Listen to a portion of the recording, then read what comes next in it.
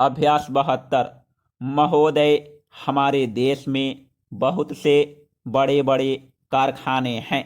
जिनमें हमारे राष्ट्र का धन और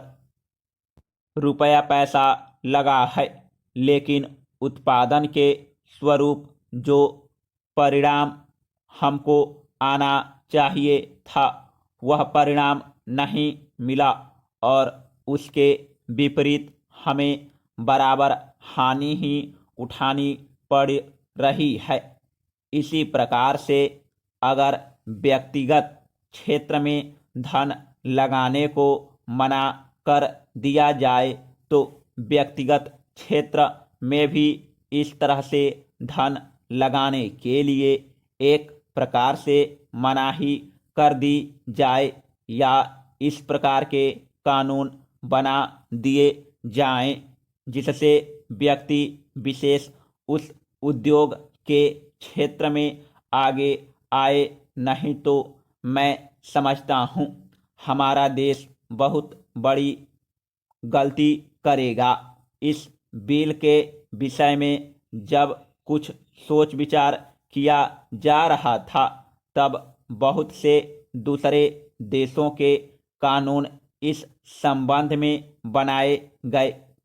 विधेयकों को मंगवाकर देखा गया। देखने के बाद इस परिणाम पर पहुँचे कि जहाँ जहाँ इस प्रकार के प्रश्न है उन देशों ने इस समस्या को किसी नीति या किसी सिद्धांत के बल पर उसको हल नहीं किया, किंतु तात्कालिक व्यवहारिक आधार पर तय किया। हमारे जैसे देश की प्रारंभिक अवस्था में अगर हम केवल समाजवाद की लाइन पर इसका स्वागत करें और इस प्रकार का कानून बना दे तो सार्वजनिक क्षेत्र में चाहे उपलब्धि कितनी कम क्यों न हो, लेकिन व्यक्तिगत क्षेत्र में जो बड़े बड़े उद्योगपति हैं अगर वह उद्योग में अपनी पूंजी लगाने के लिए तैयार नहीं होंगे तो जब तक वह पूंजी नहीं लगाएंगे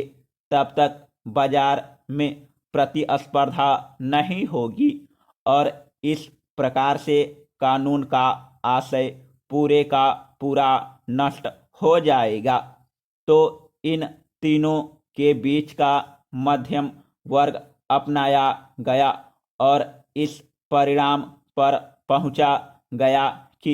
इस प्रकार का कानून बनाया जाए कि जिससे दोनों का आशय पूरा हो जाए, नीति और सिद्धांत की रक्षा भी हो जाए, लेकिन नीति और सिद्धांत के होते हुए भी एक व्यक्तिगत दृष्टिकोण अपनाया जाना चाहिए और व्यक्तिगत दृष्टिकोण को अपनाने के लिए अपने देश में अच्छी अवस्था लानी ही चाहिए। ऐसा न हो कि हम समाजवाद के जोश में जो व्यक्तिगत क्षेत्र में उद्योग हैं उन पर हावी हो जाएं और उनको चलने ही न दे। इस बिल के विषय में दोनों प्रकार की गवाहियां आई। इस प्रकार का एक समूह आया, ऐसा आया कि जो चाहते थे कि उनके एकाधिकार के ऊपर किसी प्रकार का बंधन नहीं होना चाहिए और वह बराबर अपने उद्योग को उस सीमा तक ले जाएं कि लाइसेंस उन्हीं लोगों को मिले और दूसरे लोग जो उस क्षेत्र में जाते हैं उनको लाइसेंस ना मिले। और इस प्रकार अगर कोई 5,000 रुपये की चीज है उसको कोई 10,000 रुपये में बेचना चाहे तो जो उपभोक्ता है वह उसको 10,000 में लेने के लिए विवश हो जाए, क्योंकि जब उपभोक्ता को उनके सिवाय और कहीं बाजार में वह वस्तु नहीं मिलेगी